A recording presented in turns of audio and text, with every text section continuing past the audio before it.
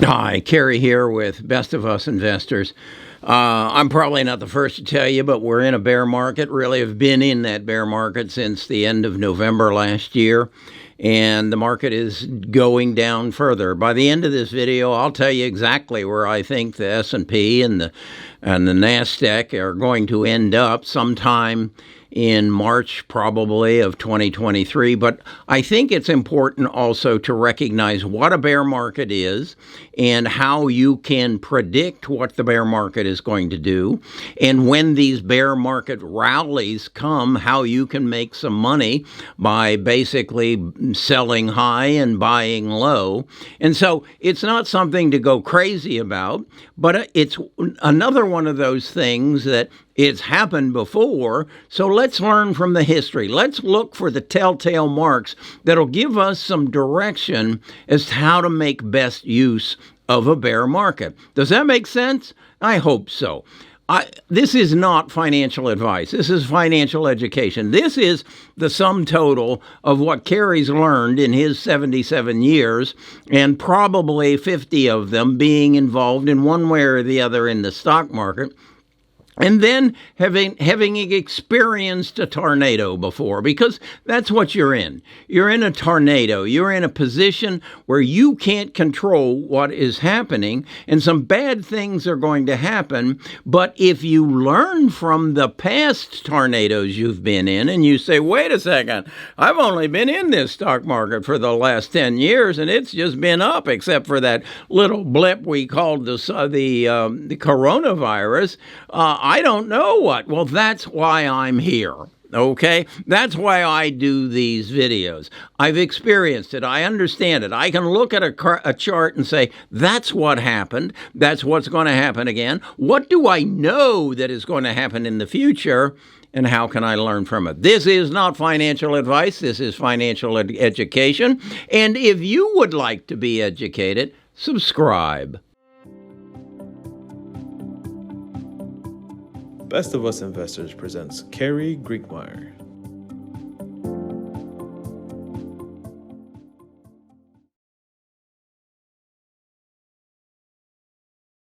Okay, I follow most closely the QQQs, and that's because I'm an aggressive investor. I really am investing for my grandchildren and my children. The QQQs are down 51%, and I suspect they're going to be down when it's all over somewhere between 72 and 87%, and it's going to be somewhere in March of 2023 when that happens. While these markets are going down, though, I think it's important to recognize you're going to have some bear market rallies. I would say we've had two of them since the high of November. One of them occurred between March the 14th and the 28th. That's a 2-week period. And it went up 17% in that period. So if you had been astute and recognized a bear market rally as a bear market rally, and you timed it properly, you could have made 17% on your money in 14 days. That's a little over 1% a day. Then between May 16th and June 13th, we had another bear market rally, not as strong as the March one, but it was up 12%. Those are rallies. If I then look at past bear markets, crashes, the subprime crisis, and the dot-com crisis, I can learn from there that there's probably going to be 2 or 3 more bear market rallies, and I think one of them is actually happening right now, and the market will go up. And I want to show you from my Trading Views charts how you can identify those rallies, those bear market rallies from the subprime and the dot-com, and how you can learn from it. And then we'll talk a little bit about what we know is going to happen and when we think these bear market rallies will happen in the future. So you can write it down on your calendar and say, is Kerry right or is he wrong? And if he's right and what I tell you is going to happen happens, you then know what to do. That's financial education. And I'm looking at the subprime crisis, and I can see that it dropped, the QQQs dropped roughly 53% in roughly 16 months. But what we need to look at is the bear market rallies.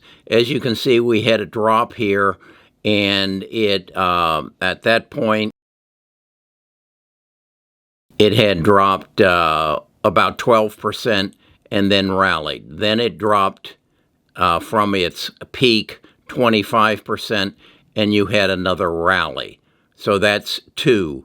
Then it dropped again, and you had a third before it went in the flush, okay? And recognize the volume that came when you went through the flush. This is,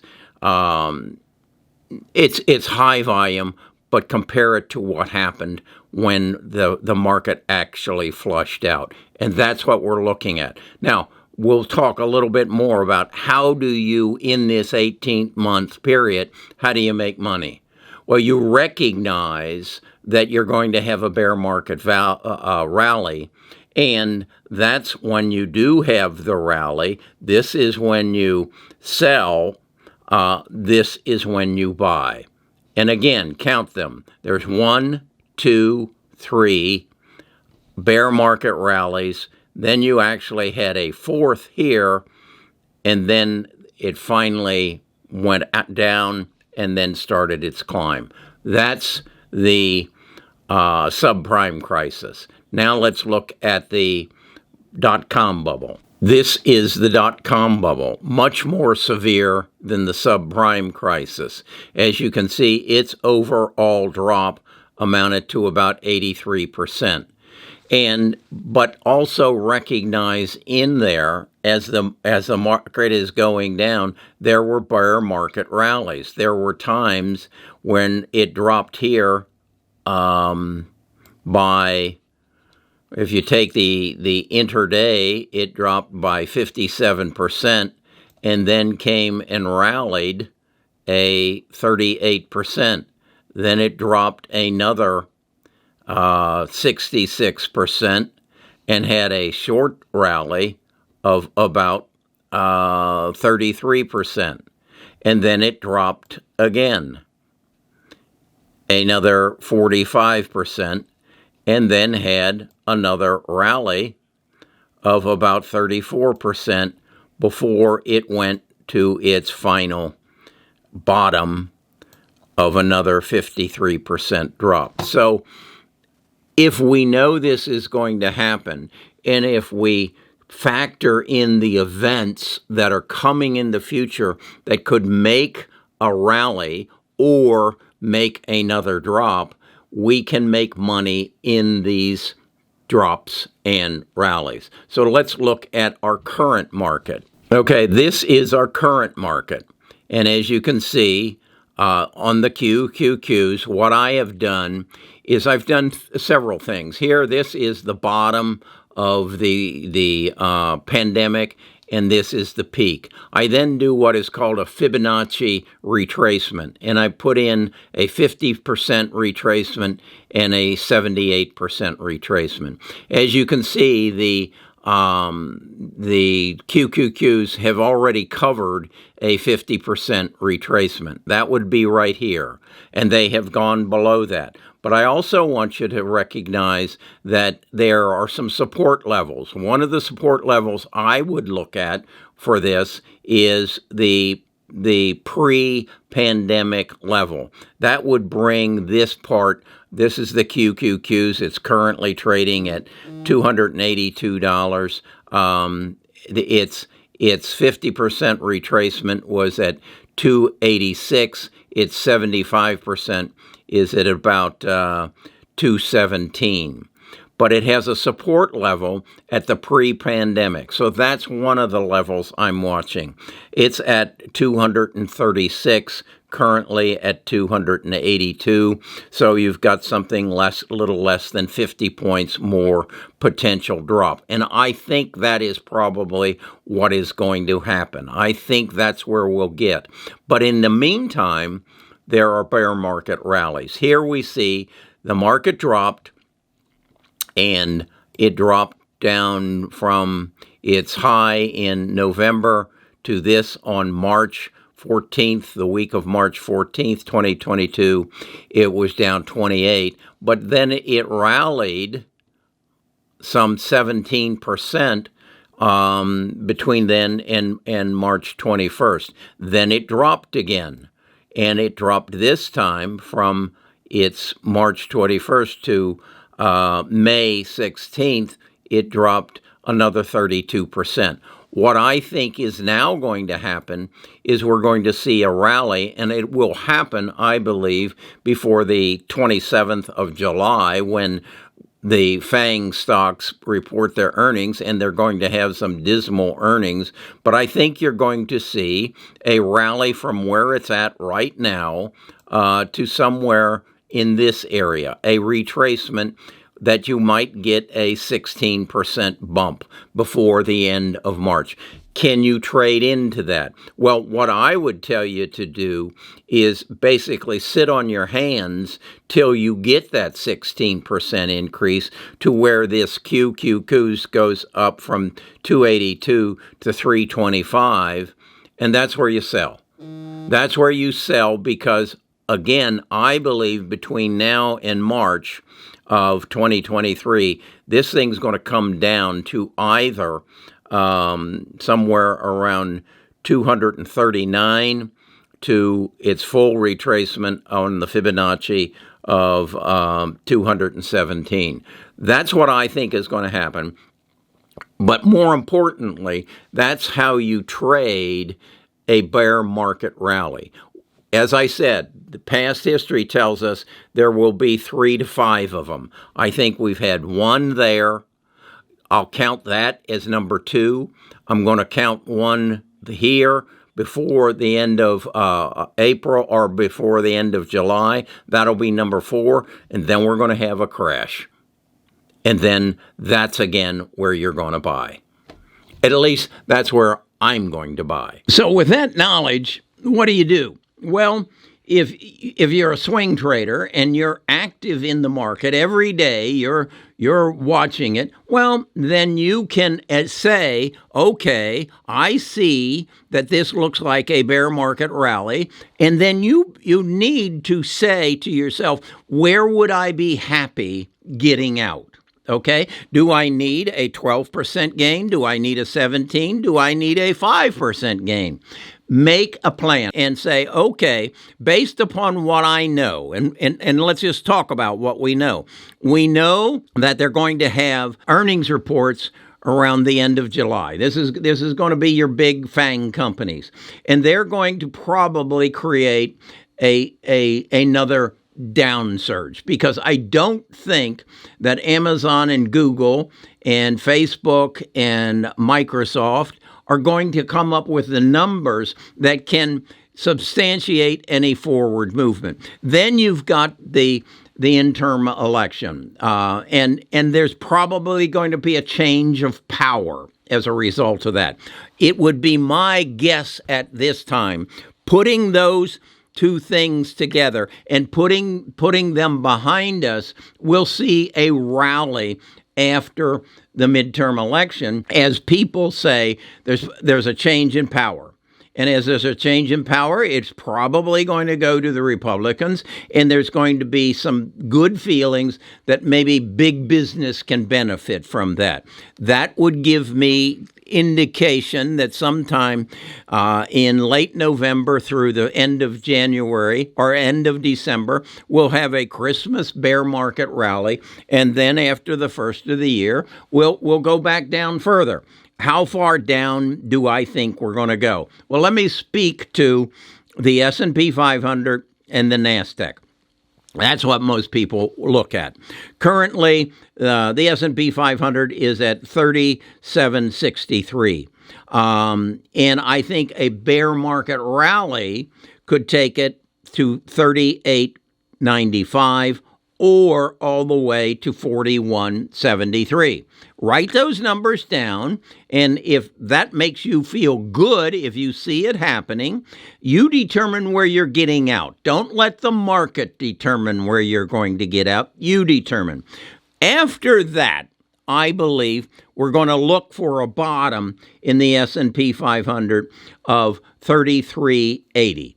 Okay? And I'm saying that's going to happen sometime after the first of the year, probably in March, the end of the first quarter. Okay, the NASDAQ currently at 11,100. I think this rally could take it up to 12,300 or all the way to 12,850. Again, you decide where you would be happy, because ultimately I believe, and that's all this is my belief, that it's going down.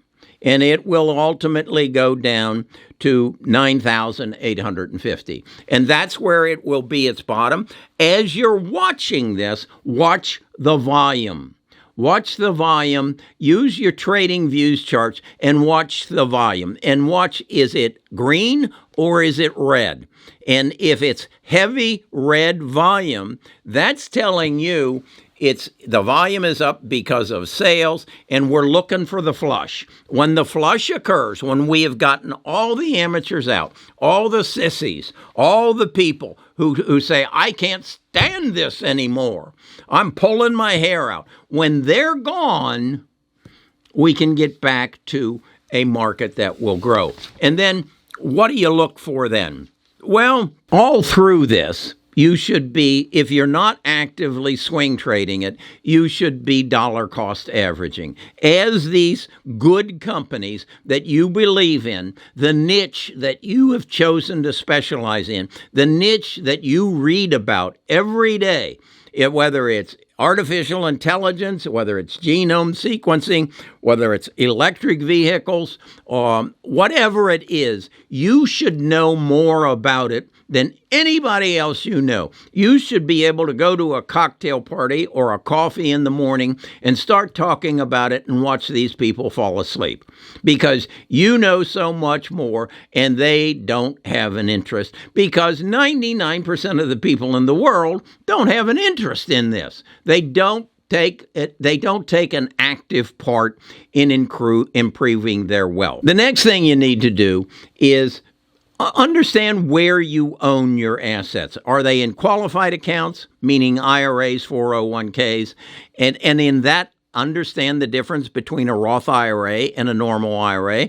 Or are they in non-qualified accounts, brokerage accounts, where you have to consider the tax consequences? And then from beyond there, read books, become a specialist, and then invest in your specialty. If you'll do those things, and I would suggest in the specialties, read about artificial intelligence, go buy a book, or go to Amazon and get Audible, and when you're out walking, listen to learn what artificial intelligence is. In the description, I have a list of the books that I read that I believe are the best. Take a look at that. And then find your specialty. I like genome sequencing. I know more about genome sequencing and genome editing than my doctor, because I read about it and I study it.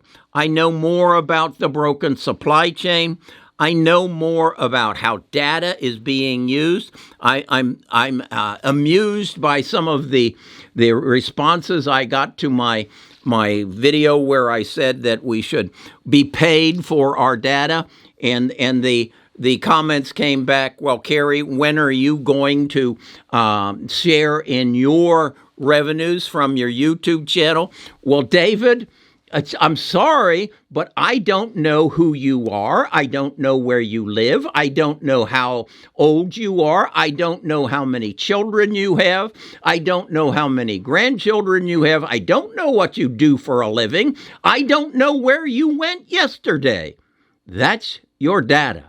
If you would give that to me, I would be willing to pay you, because then I can target advertising to you and I can make as much money as Mark Zuckerberg or Sergey Brin. Or wait, David, why don't you buy my Tesla, my version of a Tesla, and allow me to see everywhere you go and track your travels, and so I can sell that data to some other car company. I'd be happy to pay you for your data. But right now, all I'm getting is nasty comments from you.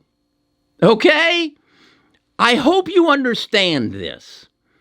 Data is gold. Your comments aren't gold. In fact, you know what they are. All right, I'll talk to you all tomorrow.